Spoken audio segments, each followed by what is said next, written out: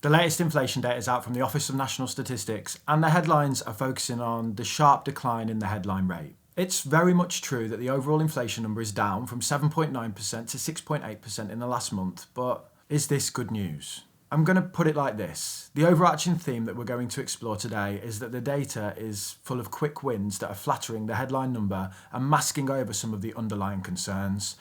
What I mean by that is the decline in the rate of growth.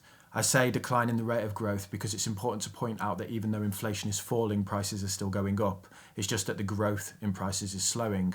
But yeah, the decline in the rate of growth in food and energy makes the overall number look better, while under the bonnet, all is not well. Let's look at the flattering bits first. Food inflation again has fallen from 17.4% to 14.9%. I mean, that's a big drop, but it still means that food prices are going up at double digits on an annual basis. At that rate of decline, fast forward 12 months, you're still going to be paying a fair whack more for your weekly shop than you are today. But I am reassured by the fact that the pace at which food price inflation is falling seems to be speeding up. This really, though, is to be expected, because at the same time we get the inflation figures for consumers from the ONS, they also release the producer numbers. So this is the inflation measure for the cost of producing goods before they get to the consumer. It's called the Producer Price Index, or PPI for short, not to be confused with the financial scam that robbed the UK blind and then subjected them to a decade of adverts asking if you claimed it back or not yet. The latest shows that the costs for production are actually falling, so deflationary. This means the cost of production for things like food are falling. But the costs we're paying are still going up, just at a slower rate. It's typical that CPI lags but tracks PPI. We can expect food inflation to continue to fall, but I do think there is clearly a reluctance here from food manufacturers to pass on savings to customers as they try and claw in profits. I'm hoping that pressure from supermarkets, who will now be trying to race prices down in an attempt to win customers, will mean we see food inflation drop even quicker going forwards. But I hope it's clear that this drop in month-to-month food inflation will be dragging down the overall average number. It's the same with energy costs like gas and electric as well, which provided the largest downward contributions to monthly changes in CPIH and CPI annual rates. So anecdotally, I received a notification that my household energy bills will be falling from £450 a month to £170 a month from September. I'm too scared to give them an up-to-date meter reading because I know that'll probably change, so I'll just live in ignorant bliss at the minute. Another contributor to the falling overall rate is transport costs, as they, for the second month now, have fallen. Like, actually fallen in price. They are the only negative number here on the chart, meaning that prices here are deflating and transport costs are getting cheaper. For the few years, though, that we've been analysing this data together, we've been saying that while food and energy inflation is concerning, it is the underlying core inflation we really need to watch, because this speaks to how sticky or persistent inflation is in this country.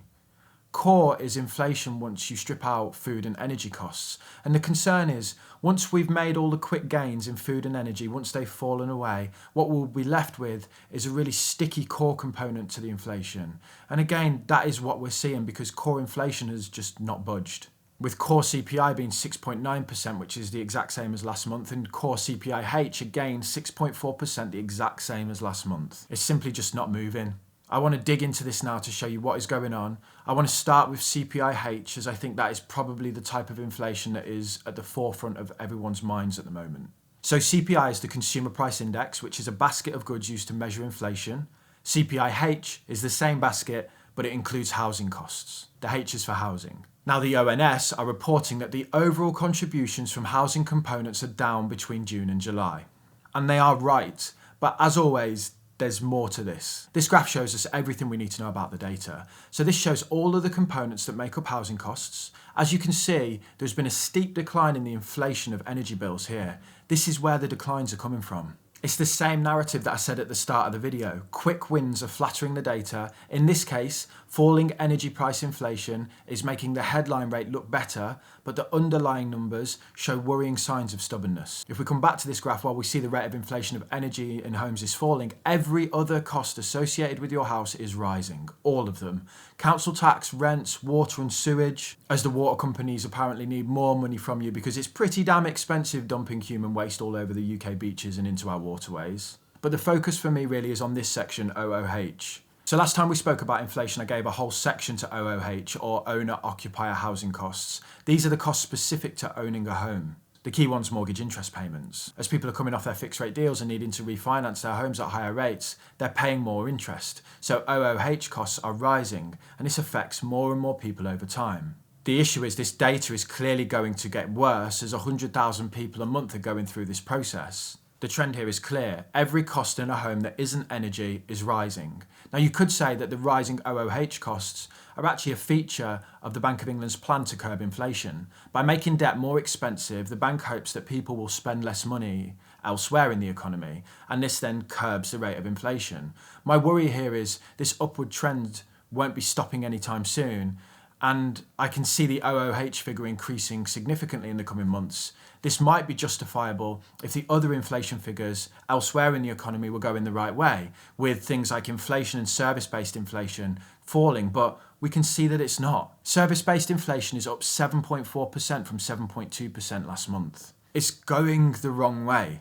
Now I want to be fair here, I don't want to criticise looking at headline figures in the first half of the video and then do that myself in the second half to prove a point. So let's just go into the numbers here and have a look at what's going on. We can see that the rate of inflation is falling across a number of key areas. Clothing and footwear, furniture, communication, they're all falling. But let's point out that the rates of inflation are still very high. So even though the numbers have moved the right way, they still sit 3 times higher than the Bank of England's target. Then we have things like health and hotels, like the one I'm sitting in right now, which have all inflated in price more this month than they did last month. But there could also be some good news here. A lot of these figures are down, which is good news first of all, and hopefully that trend continues. Also, the ones that are up, we might say some of them are down to seasonality. Flights going up have added a lot to the inflation data overall, and that's stuff that's associated with summer holidays. There's a lot of people out there that missed out on holidays during COVID, and they're still kind of playing catch up on the experiences there, and that might be why we're seeing inflation in these sorts of areas. So maybe it's more seasonal than it is embedded. I want to see continued declines across the board here in the next set of data in September. Now, there is another thing that we need to discuss. Wages are rising at a record annual rate at the moment as they play catch up. This is a nod to the fact that we're probably in a price-wage spiral. I say it that way round rather than the other way round as an acknowledgement that the prices went up first and wages had to go up to keep pace. But the loop we find ourselves in now is one where prices rose. People understandably said, I need more money to keep up with those prices. And because of the tight labour market, meaning companies couldn't just go, well, we'll hire someone else, they kind of had to oblige. And then what they do is they increase their prices to compensate for the fact that they put wages up, and the cycle repeats. Now, this doesn't make up for the stagnation in real incomes we've seen over the last few decades, but it's inflationary. As people take home more money, they then spend that money, and we're probably seeing service-based inflation.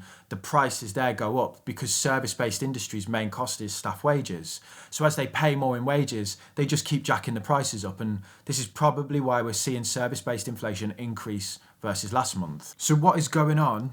And when will the figures all start moving the right way? I often get people in my comment section and DMs remarking on the fact that their local bars and restaurants, hotels and such all still seem to be packed with people spending money. I mean, I'm sat in a hotel room right now, but I think this observation is a nod to the time delay between the Bank of England raising rates and that feeding into the economy, which is further supported by the creeping up of owner-occupier housing costs over time. As the bank holds interest rates higher and more people feel the burden of their mortgage doubling, I suspect we'll see less people out on a Friday night. At the same time, higher borrowing costs are really going to start to pile pressure on businesses that are already on the edge, and we'll see unemployment rise, which will relieve the tightness in the labour market. We've already seen Wilco go under, and I think we shall see more of this. Now, when it comes to what the Bank of England will do in response to this data, the 20th of September we get another set of inflation data before we get an interest rate decision the day after. So the bank's going to have 2 sets of data before they act, meaning they will get to at least see if recent rate hikes are starting to impact core inflation at all. Unless we see a drastic drop in September in the core numbers, I think it's clear that the Bank of England will be hiking rates again in September.